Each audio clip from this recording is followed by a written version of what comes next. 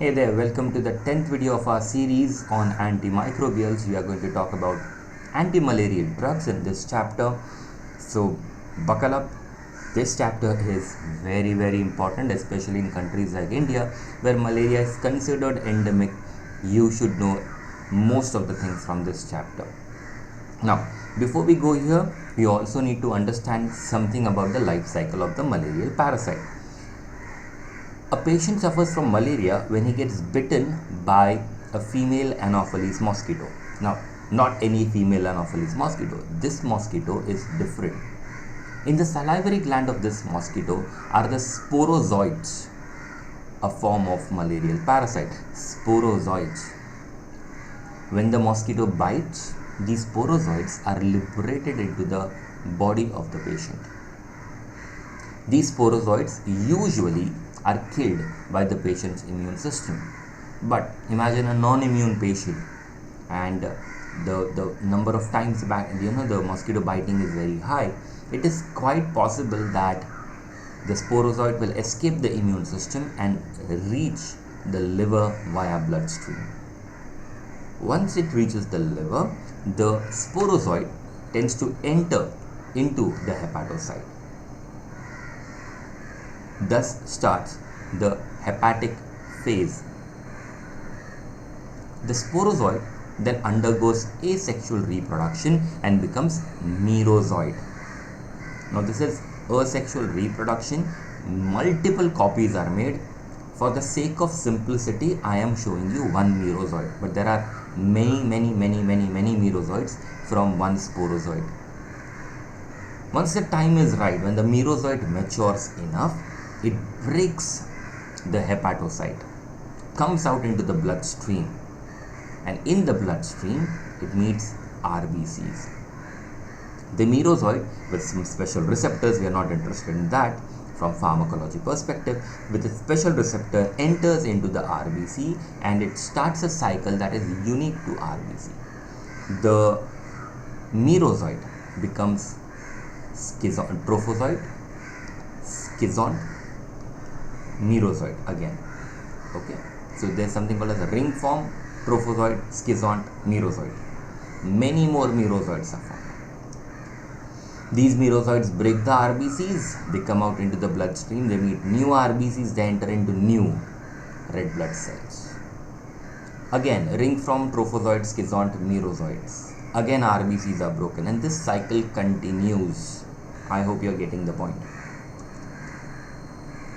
Every time the merozoid breaks the RBCs and comes out, there is parasitemia. Parasites are seen in the blood, and that leads to activation of immune response, and that's when the patient starts getting fevers with chills and rigors and nausea and headache and vomiting. And the moment the parasite enters into RBCs, there is no longer parasitemia. The parasite is no longer in the blood, it is inside a blood cell hidden from the WBCs.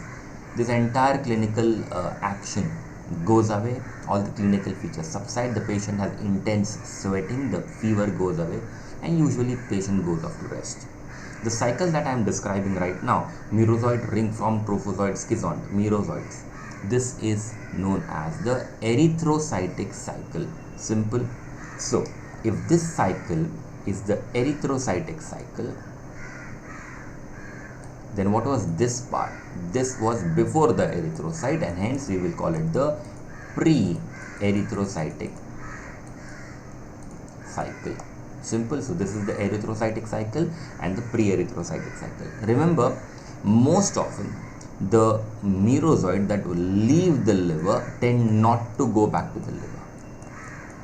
The infection of the liver will happen only once, ideally.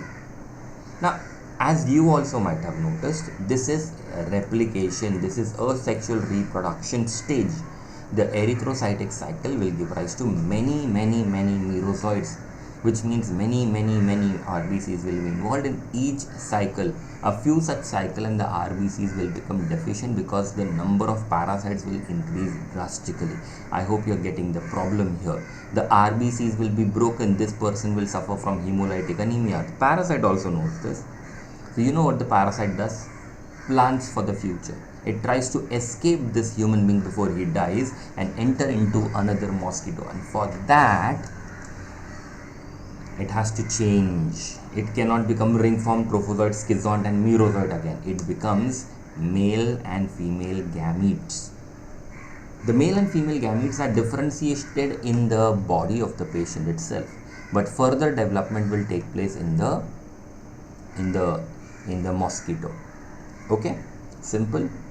Now I very categorically mentioned that the erythrocytic schizogony formation of schizons, and the pre-erythrocytic cycle or the pre-erythrocytic phase are two separate phases. The erythrocytic phase does not go back to the liver, but in case of Plasmodium vivax and Plasmodium ovale, sometimes these merozoites can go back into the liver and stay asleep for days, months, sometimes years, waiting for the correct opportunity. Whenever the immunity fluctuates, goes down, these merozoites will again start the hepatic cycle, the pre-erythrocytic cycle, and again the patient will get malaria, this time even without a mosquito biting him, because this time the malarial parasite was already present inside his or her liver. These stages of Plasmodium vivax and Plasmodium ovale are known as hypnozoites, hypnos, sleeping. So they are sleeping inside the liver, waiting for the correct time to wake up. Okay, and this cycle is also known as exoerythrocytic cycle. So pre-erythrocytic cycle happens in all forms of malaria. The exoerythrocytic cycle only happens in vivax and ovale, and of course the erythrocytic cycle again happens in all forms of malaria. So there are 4 forms of malaria. I hope you know this. Plasmodium falciparum causes malaria, Plasmodium vivax causes malaria, Plasmodium malariae causes malaria, and Plasmodium ovale causes malaria. Simple. Now, keeping this format in mind, we also have to understand that the malarial parasite is growing. It is multiplying. To multiply, it requires proteins. To make proteins, it requires amino acid. Where is the Plasmodia getting this amino acid from? First, it can make its own amino acid. Not all of them, some of them it can make. This is called as de novo synthesis. The second, it gets from human beings themselves. See, we human beings are eating a lot of food. When we eat that food, it gets digested and we convert the proteins in our food into amino acid, which are circulating in the blood, in our plasma. They are present in our RBCs. Plasmodia can get the amino acids from the circulating amino acid pool. But a much more smarter approach that Plasmodia uses is breaking hemoglobin. It's there, right? It's in the RBCs. The Plasmodia is in the RBC. The hemoglobin, globin is also in the RBC. Isn't globin a protein? The Plasmodia will try to break this globin by using some vesicles called as acidic vacuoles. And in that, by using acidic vacuoles, breaking the globin part, amino acids will be released, and the bacteria, the Plasmodia loves using those amino acids. So this is how things would happen. Hemoglobin is put in acidic vacuoles by the Plasmodia, and here the globin is removed. The globin then gives rise to amino acid. What happened to the heme? Heme is toxic to the parasite. This heme can kill, and hence the Plasmodia is smart. It converts that heme into hemozoin pigment. Simple, easy. Now this also is going to play a very important role in understanding the medicines that we are going to create for fighting Plasmodia. Okay, so let's go back to our life cycle part and try and understand the different kind of treatments that we have. The first drugs that we are going to discuss are the ones which are going to attack the hepatic stage, the pre-erythrocytic stage of Plasmodia. Drugs that work here form something called as causal prophylaxis. It's not casual, it's causal. They target the pre-erythrocytic phase in the liver. This is what causes malarial infection, right? The clinical attack only starts when the liver phase gets completed. So if you target the cause, if you destroy the pre-erythrocytic phase, the patient will definitely not get malaria. So there are two medicines here that we are very well aware of, primaquine and proguanil. Both of them work fantastic. Primaquine is a causal prophylaxis for all species of malaria, but it is having some toxic potential and hence we cannot use it in mass programs. Proguanil is a causal prophylactic medicine primary for Plasmodium falciparum, but in India it's not used because of weak activity against the liver stage of Vivax, and resistance also develops. So with proguanil also we are not much interested in using them. Many Western travelers and Americans, when they visit malaria endemic region, they take a combination of a drug called as atovaquone and proguanil, which is a causal prophylaxis according to them. Okay, atovaquone also is active against pre-erythrocytic stage of falciparum, but atovaquone is not available in India. It's not approved for use in India. Simple. So the causal prophylaxis don't allow the hepatic stage to survive. Now, what if the patient comes a little later? What if the patient already has parasites or schizons in the erythrocytic space? He has not had fever, okay, like the first cycle probably has not happened. Getting the idea? So we want to kill the schizons in the erythrocytic phase and stop the attack of malarial fever from ever happening. Okay, even the first cycle has not yet happened properly. We want to kill that. So what can we do? Well, we can try medicines such as chloroquine, mefloquine, doxycycline and proguanil. Chloroquine 300 mg base can be given weekly in travelers 1 week before they leave their country. Start with a loading dose of 10 mg per kg. Once they are in the endemic country, continue chloroquine at the rate of 300 mg base per week and continue this for at least a month after coming back to the home country from the endemic area. Very important, very good medicine. In India, chloroquine resistance is becoming very widespread. So, and there's no exclusively, Vivax areas in India. So in India, prophylactically chloroquine does not work that good.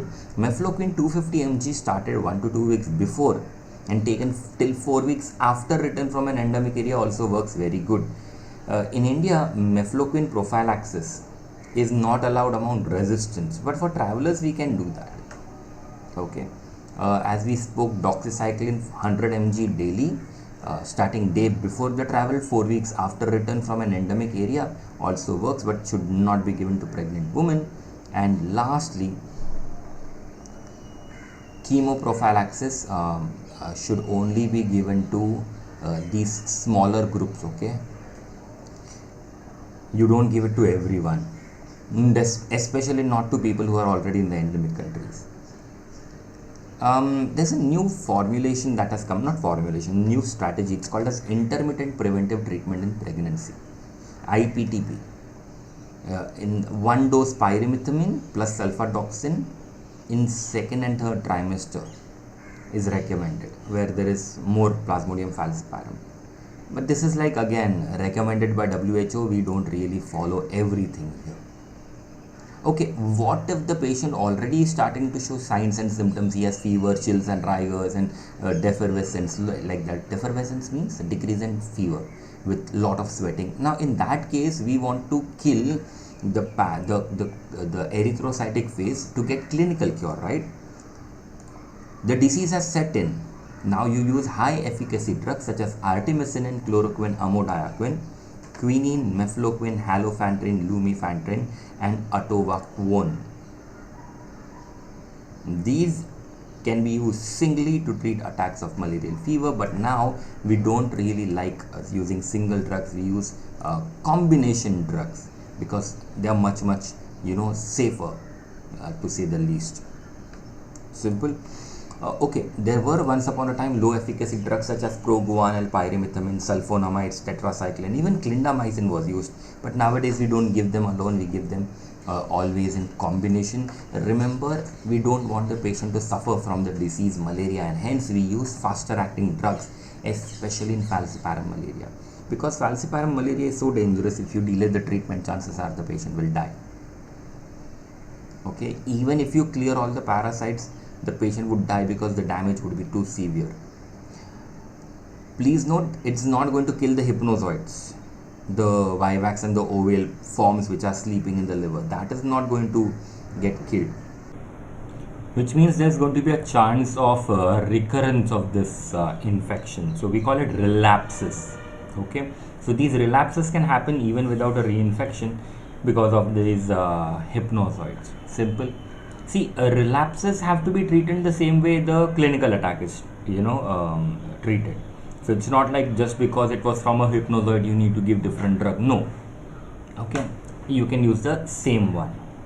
Falciparum as it is does not get these relapses. But what we have observed is, if falciparum comes back again, it means that there was a resistant infection. You should treat it with an alternative regime. We use artemisinin based combination therapy with quinine or something like that. So you can use different combinations like doxycycline, clindamycin. Many times we'll get mixed infection like falciparum plus vivax. So you have to treat it as falciparum malaria. So artemisinin based combination therapy other than artesunate sulfa and pyrimethamine combination. Okay. 14 days course after that for primaquine, that should be given. Okay, I'll talk about that in some time. Okay, now in our textbooks they have also mentioned falciparum malaria during pregnancy, very dangerous both for the mother as well as the fetus, and hence you should treat it promptly and aggressively. How do you treat it? Quinine plus clindamycin for 7 days all trimester. Quinine 600 mg 3 times a day for 7 days, and clindamycin 300 mg 3 to 4 times a day for 7 days. Works fantastic. And nowadays we have these artemisinin based combination therapies, also known as ACTs. These are better tolerated in a 3-day regime, so they are much more safer during 2nd and 3rd trimester of pregnancy over the 7-day quinine clindamycin therapy. If vivax is there, chloroquine. Okay, we have something called as radical cure. I'll talk about that in some time. But if a woman is pregnant and she gets vivax malaria, don't give radical cure. We'll talk about that in some times. And they have also given you severe and complicated falciparum malaria. The only thing here is the complication part has to be handled separately. Okay, so severe malaria would be a medical emergency. Use IV antimalarial drugs, and as the condition improves, give oral drugs. That's the only thing that is going to be different. So I just spoke about vivax radical cure. What is the radical cure? A radical cure is going to treat the hypnozoites. Okay, now before we go there, let us also try and kill the gametes. The gametocytes can be killed by gametocidal drugs, which include a single dose of primaquine. So immediately after clinical cure is achieved, even in falciparum malaria, to kill the gametes, give primaquine single dose. Done. Okay, so 45 mg is good enough. WHO recommends a different dose. WHO says 15 mg. Okay, but Indian dose is 45 mg. So that can be done. Apart from this, we also have a drug called as artemisinin, which are gametocidal. And last but not the least, I have spoken about the hypnozoites, right? If you want to kill hypnozoites, there's only one very important drug that kills the hypnozoites of vivax, primaquine 15 mg daily for 14 days after you give clinical cure, or even during the clinical cure you can give it. So that works pretty good. If primaquine is not tolerated, now this happens when the patient is G6PD deficient.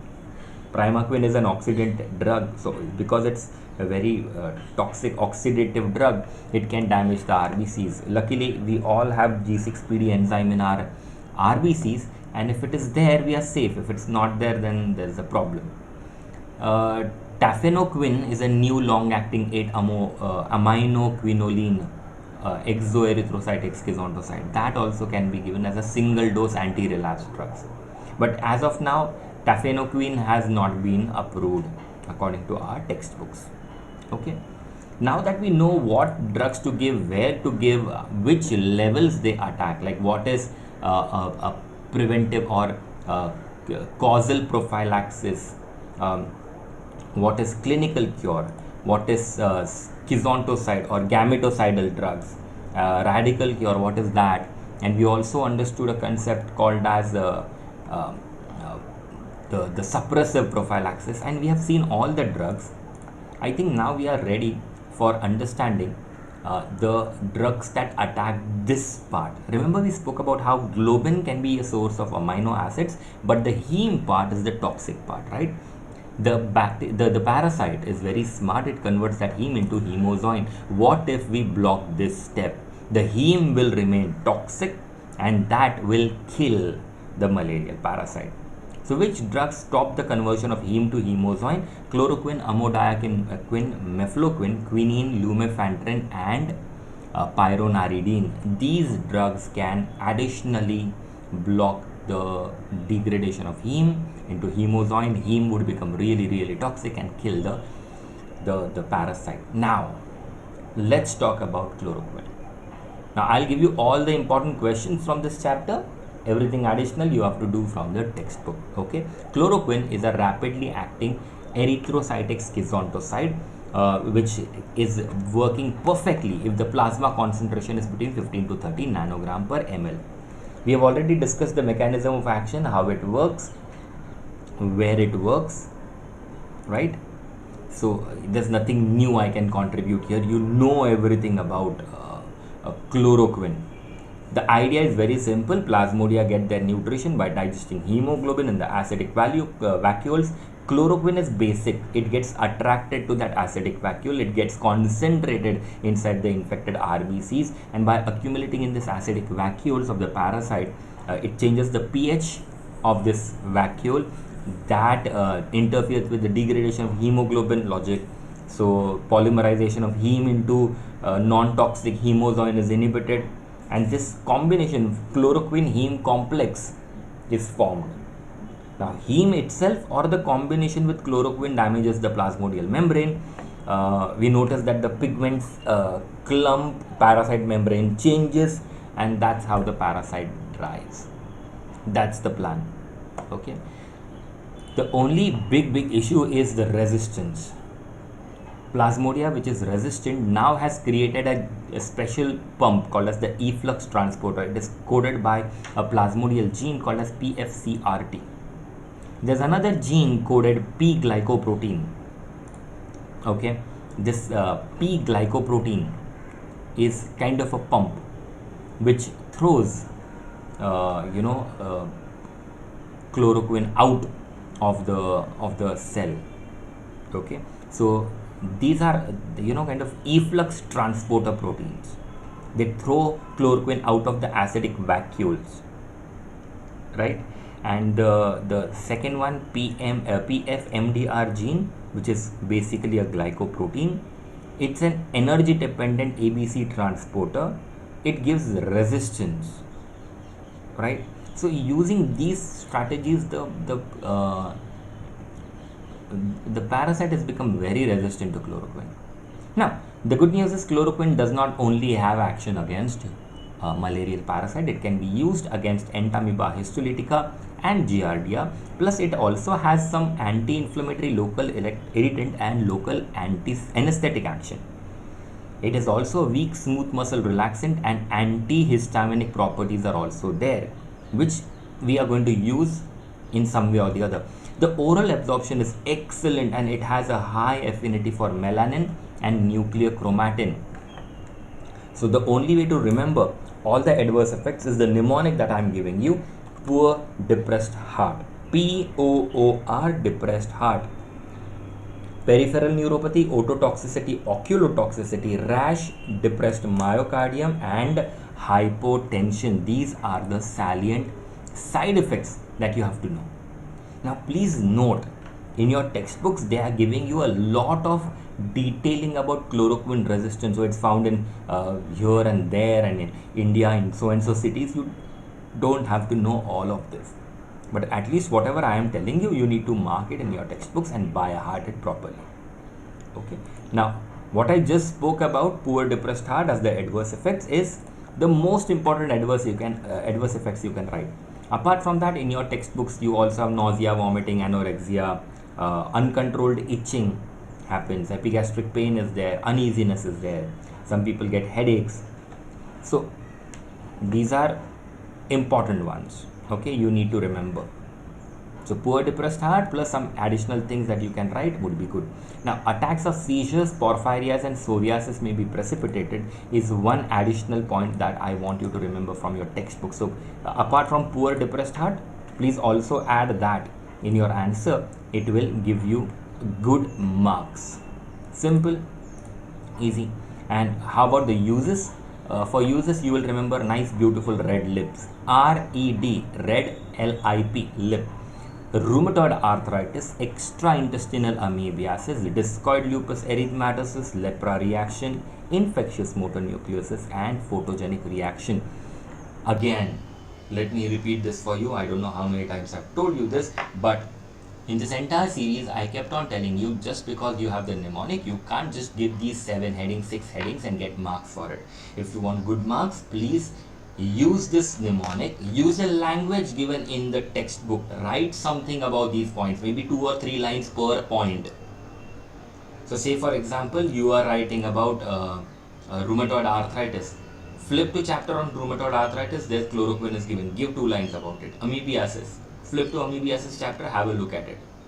Lepra reaction, flip to that chapter, have a look at it. So please go through the correct chapter, have a look, like 2 lines about chloroquine should be more than sufficient. The next drug that they ask you is pyrimethamine. Okay. Now, as far as pyrimethamine is concerned, what about the other drugs, by the way? Amodiaquine is there, and piperaquine is there, mefloquine is there. Well, don't expect these questions to come in your exams. Actually, everything is just like chloroquine. So all these drugs that I'm skipping in between, they are exactly like chloroquine with minor differences. You may have a look at it, but again, the chances of them coming in your exam are slightly lesser, and that's the reason why I'm not wasting your time on these medicines. I'm directly jumping to a drug that can come in your exam, pyrimethamine. It is a directly acting inhibitor of plasmodial DHFRase. I hope you remember this particular reaction from the chapter on sulfonamides and cotrimoxazole. It is like etched in our memory, right? Dihydrofolic acid gets converted into tetrahydrofolic acid in presence of NADPH. This reaction is catalyzed by dihydrofolate reductase enzyme. Pyrimethamine blocks this step. The plasmodia cannot activate its dihydrofolic acid into tetrahydrofolic acid. Numerous metabolic reactions will stop. We also have a DHFRase, but pyrimethamine has more affinity to the parasite, the plasmodial enzyme, 2000 times more affinity. So at routine dose, it will stop the cell processes, plasmodial schizogony, that stops. At higher doses, it is even used to kill Toxoplasma gondii. The adverse reactions, of course, would be because of blockage of conversion of dihydrofolate into tetrahydrofolate. So chances of megaloblastic anemia, granulocytopenia, a little nausea and rash is always going to be there, right? This brings me to one of the most important answers of this chapter. Primaquine. Must do this properly. So chloroquine and primaquine are compulsory, and artemisinin based combination therapies are compulsory. Primaquine is amazing because it's more active against pre-erythrocytic stage of falciparum, primary and secondary hepatic phase of malarial parasites, and against gametocytes and hypnozoites. It basically kills everything. The concept is very simple. Primaquine gets into the body of the parasite. Okay, and there it generates intraparasitic toxic oxidative radicals or oxidative species. These toxic oxidative species or radicals, they enter into the mitochondria and they disrupt the electron transport chain. So what is happening is primaquine goes and becomes a reactive electrophiles. It generates ROS, reactive oxygen species, which disrupt the mitochondrial electron transport chain, and hence the mitochondria fails. Mitochondria fails to make ATP. The parasite dies. That's the plan. Okay, some minor side effects would be there: abdominal pain, GI upset, a little weakness, uneasiness in chest. So what we can do is basically ask the patient to please take it with meals. Now the problem is this entire reactive electrophile generation is happening inside our RBCs. It is quite possible that this reactive metabolites will interact with our hemoglobin to form methemoglobin, and methemoglobin induces an oxidative stress on the RBCs and it can cause hemolysis. Now that's where our body's beautiful, enzymes come into play. If we have an enzyme called as G6PD, glucose 6 phosphate dehydrogenase, then these steps will not happen, because immediately methemoglobin will be reconverted into hemoglobin because of G6PD. We will take this reactive metabolite and take that hit without hemolysis. I hope you're getting it. That's the reason why before you give primaquine, you have to check your patient for sufficient G6PD activity, right? If the patient has less of G6PD, that he is G6PD deficient, then hemolysis will happen. It is indicated by hemolysis, and it causes hemoglobinuria and hematuria. So the urine will become dark colored. If that happens, stop primaquine immediately. Okay. The risk of hemolysis and WBC count decreasing is very much higher in rheumatoid arthritis, SLE, and other acutely ill patients, and even in pregnancy we don't give it. Okay, so not only in rheumatoid arthritis, SLE, acutely ill patients we avoid giving primaquine, we also don't give it in pregnancy, not because the mother will have a problem, it's the baby we are worried. The baby does not have G6PD. The fetus is G6PD deficient, and that might cause a problem, so we have to be ultra careful. Now, in Chinese traditional medicine, there's a mention of a herb called as Qinghao, and this Qinghao is actually derived from a plant called as Artemisia annua.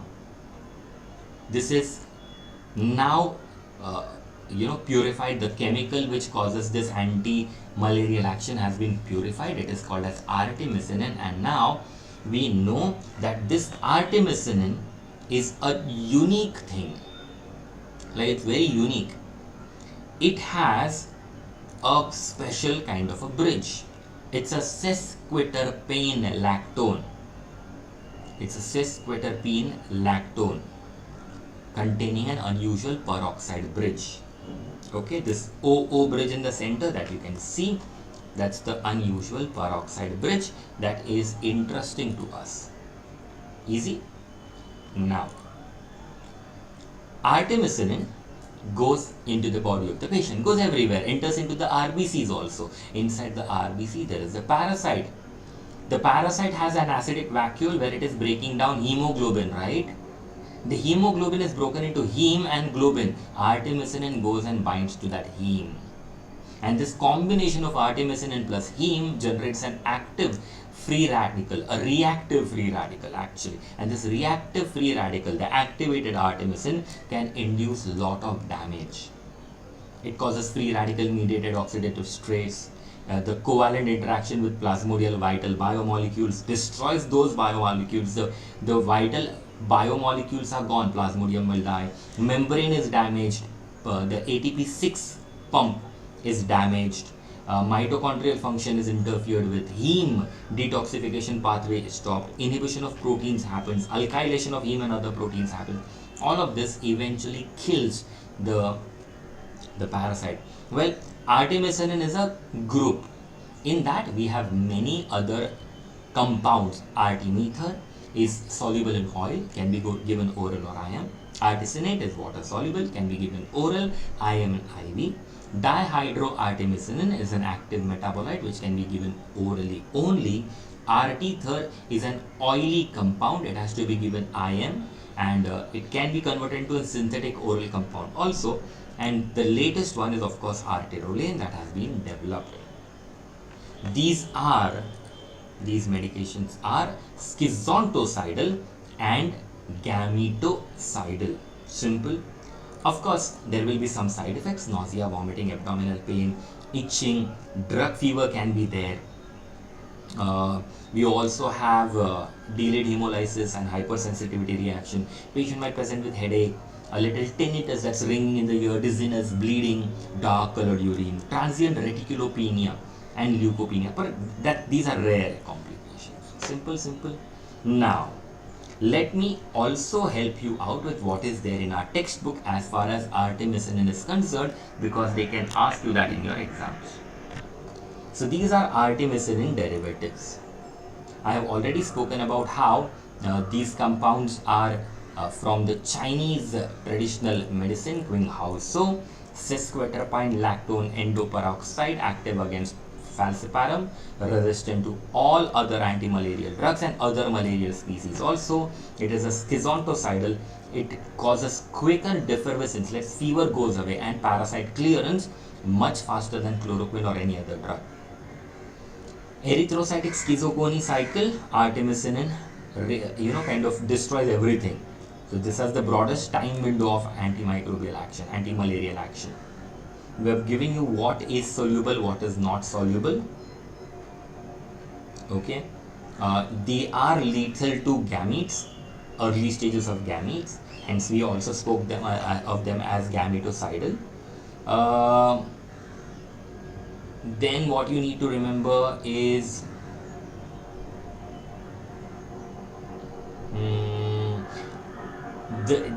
there is of course some kind of resistance that has been seen in some areas, which means we need to use them as artemisinin based combination therapies. So they are short acting, you use it with a long acting drug. So different mechanisms have to be combined. Their short acting monotherapy needs to be extended beyond the disappearance of parasite to prevent recrudescence, that's coming back of the disease. After a 5-day treatment, the recrudescence chance is 10%, 3-day course is 50%. So keep on giving this drug for a longer period of time. The mechanism of action we spoke about in a slightly different word, but out of all this, if you draw even the flow chart that I have given you, that should suffice. I would recommend you do artesunate properly, sodium salt of artesunate, water soluble, given oral, IM, IV. Absorption is incomplete but fast, peaks in 16 minutes. Converted into dihydroartemisinin. Don't have to remember the T halves and all.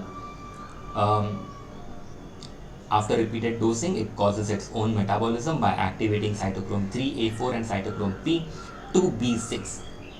IV artesunate is the drug of choice for severe malaria, and it used as ACT with 3 different partner drugs. You please remember this. I also recommend doing RT-mether and RT-ther. Let me help you out with that also.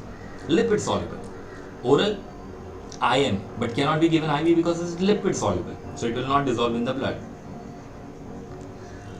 Absorption is good but slower and unpredictable, takes around 2 to 6 hours, and it goes first pass metabolism, gets converted into active form. See, active form is the same, dihydroartemisinin. Simple. For severe malaria, this is second choice option when IV artesunate is not available or cannot be used. Oral combined with lumefantrine. And RT-ther, this was developed in India for IM administration only, to adults only, for complicated malaria only. Simple. It has a longer T half, so recommended in a 3-day schedule, but less dependent in severe and complicated malaria. Okay, WHO says 5 days, in India we use 3 days also. Now, with all this, The use is pretty simple: uncomplicated falciparum malaria and in severe complicated falciparum malaria. Just have a look at it, you will realize what is so great about these drugs. Artesunate offers advantage: it causes faster parasite clearance, safer, better tolerated, simpler schedule, and higher efficacy and lower mortality rates with this. Simple, and hence we love this. Only artesunate sodium can be given IV. So our National Vector-Borne Disease Control Program, NVPDCP, uses only IV artesunate for severe malaria. All these things are not important. You can skip all this, like lumefantrine and all that thing is not really important. The question that they ask you is artemisinin-based combination therapy. You don't do this, as I like to say in my classes, पाप लगेगा. अगर ये नहीं आएगा तो पाप लगेगा. In English, if you don't do this, it's a sin not to do this. So please do this properly, otherwise God would be very, very angry, and your university people would be very angry that you did not study this. So please do this properly. Now, understand the importance of combination therapy, because there is a chance of resistance. We already have a problem with chloroquine resistance, and now we have multi-drug resistant falciparum. So with so many drugs already in the market and everything becoming resistant, that's not how things should happen, right? So why not treat all cases of acute uncomplicated falciparum malaria using only a combination, one artemisinin compound with another effective erythrocytic schizontoside. The idea is to definitely cure a patient, like not leave him hanging between. Getting the idea? If you kill all the parasites, the chances of resistance developing is very, very less. And importantly, if you give two drugs, the chances of some parasite having resistance to two drugs is also very, very less. Now, when you're combining an artemisinin compound with a companion drug, you have to focus on its elimination half-life. Okay, because we need to have effective concentration in the blood for at least 3 to 4 asexual cycles of the parasite. That is, you have to have the medicine in the blood for at least 6 to 8 days to delete or destroy all the parasite. So if you have a short T-half drug, you have to give it for 7 days. Longer T-half drugs, 1 to 3 days is sufficient. Okay, the long T-half drug allows sub-inhibitory concentration to persist in the blood, so chances of mutation are higher. So we prefer combining a short T-half drug with a long T-half drug in a 3-day regime. This is good. Okay, eventually it appears like a monotherapy. See, when the short-acting drug will get out of the body, it automatically becomes monotherapy with long-acting drug. So what you can do is this: choose a short-acting drug that will reduce the parasite load rapidly and drastically. This is where artemisinin comes into play. 95% of the plasmodia will be killed like that, and only a very small number of parasites are left behind to be killed by the long T-half drug. So the chances of getting a resistant mutant is less. Okay, so instead of single antimalarials, we can combine them to get few advantages. These advantages are rapid clinical and parasitical cure is noted. So patient recovers faster, the parasites go away, there's much better cure rate, higher cure rates, more than 95%, and the chances of recrudescence is less. Parasite does not become resistant usually, plus good tolerability, that's most important. Like, patients are happy with this particular drug combination. Now once you write this, then you don't have to write all these things, please. Okay, you directly write this table. Okay, now the table appears really intimidating for a simple reason. It is intimidating, to be frank, but instead of writing all these things, it looks cluttered. You try and write down the table once in your on a piece of paper and see it, and thus you will find that the table appears much more manageable now, like this. So there is artemether plus lumefantrine. I am just going to give you some pointers from the textbook. So it becomes easier for you to remember it. So first one is of course a combination of artemether lumefantrine in a dose of 1:6. Artemether 80 mg, lumefantrine 480 mg BD. Give it for 3 days. Artesunate plus mefloquine is another combination. Artesunate 100 mg BD for 3 days and mefloquine 750 mg on second day and 500 mg on third day. So 15 plus 10, 25 mg total. We also have artesunate amodiaquine combination. Artesunate 200 mg, amodiaquine 600 mg per day for 3 days.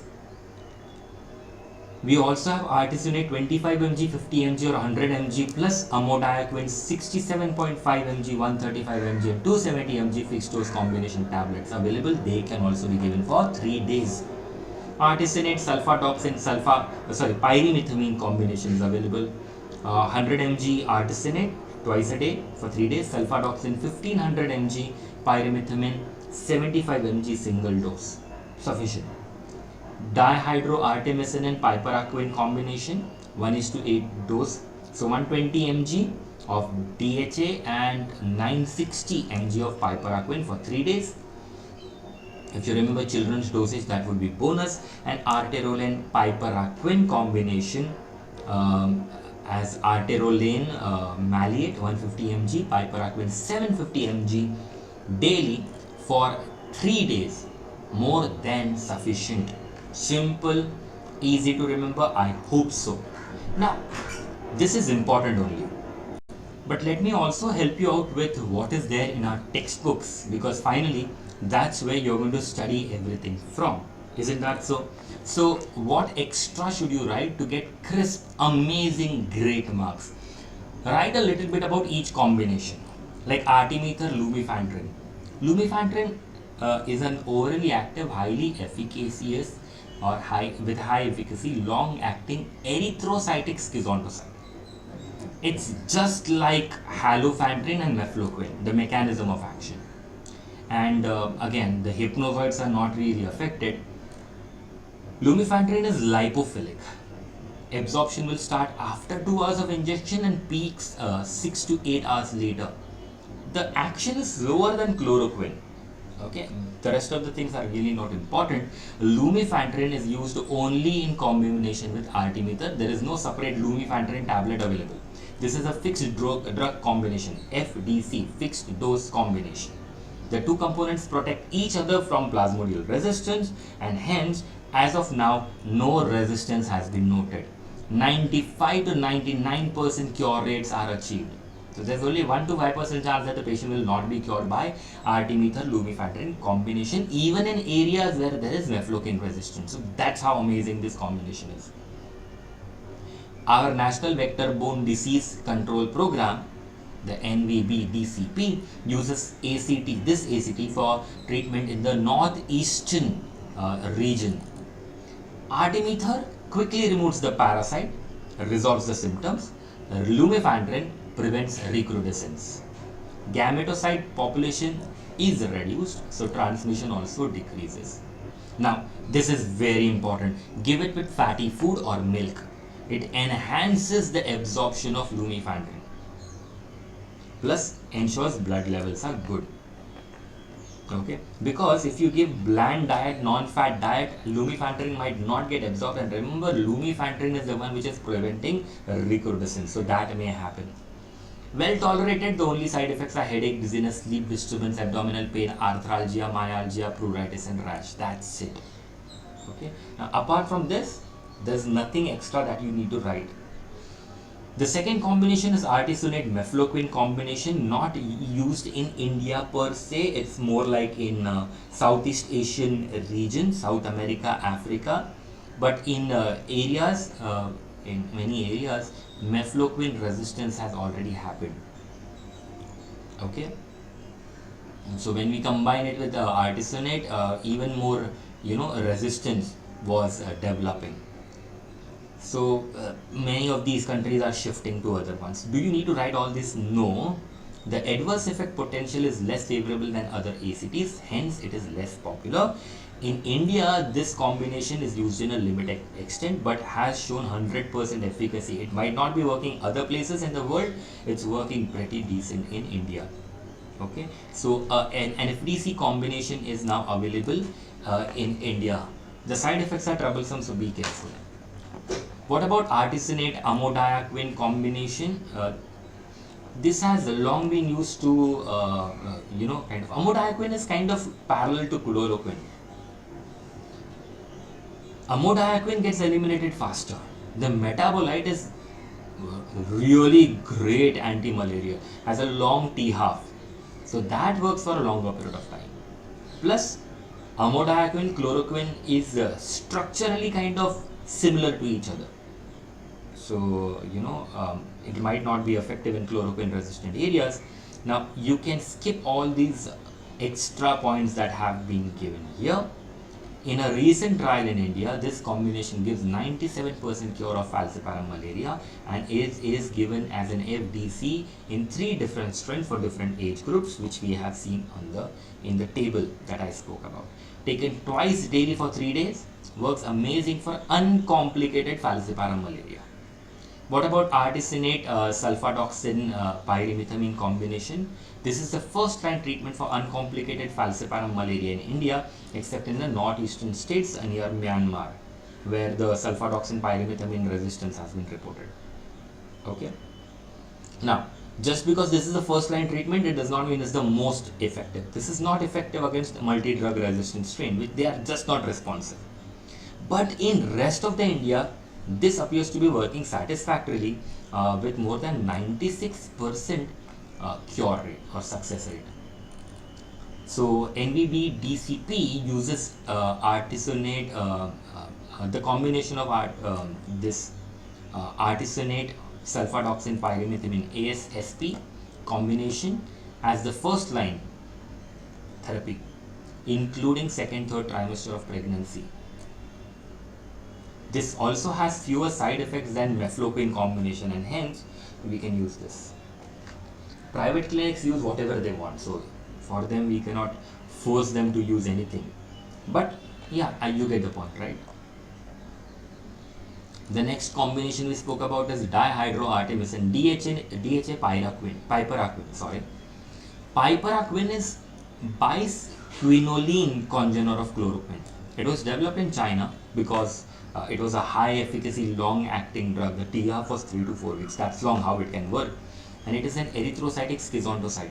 Slower onset of action. Mechanism is just like chloroquine, and it's more active against chloroquine resistant falciparum, and even with sensitive organisms is as good as chloroquine. Okay. It is suggested that, see, chloroquine resistance, one of the way by which it worked was efflux pump, right? Piperaquine is so fat, it's so bulky, these efflux pump can't throw it. Okay.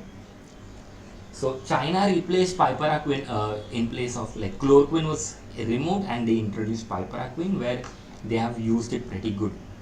As far as we are concerned in India and quite on the rest of the world, we formulate it with DHA in the dose ratio of 8:1, and it works great against multi-drug resistant Plasmodium falciparum. Simple. The safety profile is good, it is tolerated well even by children, but there is some amount of dizziness, vomiting and GI symptoms. Rashes can happen. As far as Indian clinical trials are concerned, 98% efficacy, and hence we have approved it.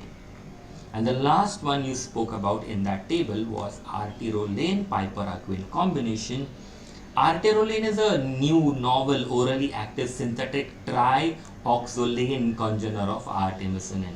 It was developed in India, marketed in combination with piperaquine. This acts rapidly on all asexual stages of schizogony of the malarial parasite, including multi-drug resistant falciparum, but nothing on the hepatic stage. What it does, it accumulates in the vacuole of the parasites. Artemisinins don't accumulate in the vacuoles, okay, they just are there. in the vacuoles, they are in the cytoplasm also. It has good moderate gametocidal activity also. So when you combine arterolane with piperacquin, they are very well absorbed orally. Absorption is unaffected by food. The peak plasma concentration of arterolane reaches in 3 to 5 hours. So it has a large volume of distribution also. So arterolane is short acting.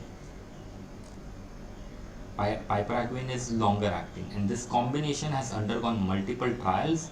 As far as we are concerned, in uncomplicated falciparum malaria, 95% cure rate within 24 to 48 hours. Fever goes, parasites are cleared off, works fantastic. Excellent efficacy, good tolerability. So yeah, great combination. Mild headaches, postural dizziness, vomiting, abdominal pain, diarrhea can happen. So it's a good one. The seventh one, which has really not been mentioned in our textbooks though, is a combination of artesunate and pyronaridine. But you can skip this completely. Simple. Now, once you're aware of all these points, what should be the next action step? Well, we are at the end of our entire antimicrobial series. This is a good time to stay focused, finish your studying, and grade amazing marks in pharmacology. Thank you so much for joining me in this beautiful series where we discovered all the important pharmacological agents, the various drugs. I'm really grateful for you to join me here and learn from me, and I hope I have made pharmacology interesting and simple for you. This is Dr. Avinash signing off for now. I'll see you maybe in another subject of your final year MBBS. Till the next time we meet, take care, keep studying, keep rocking, and stay safe. Bye bye.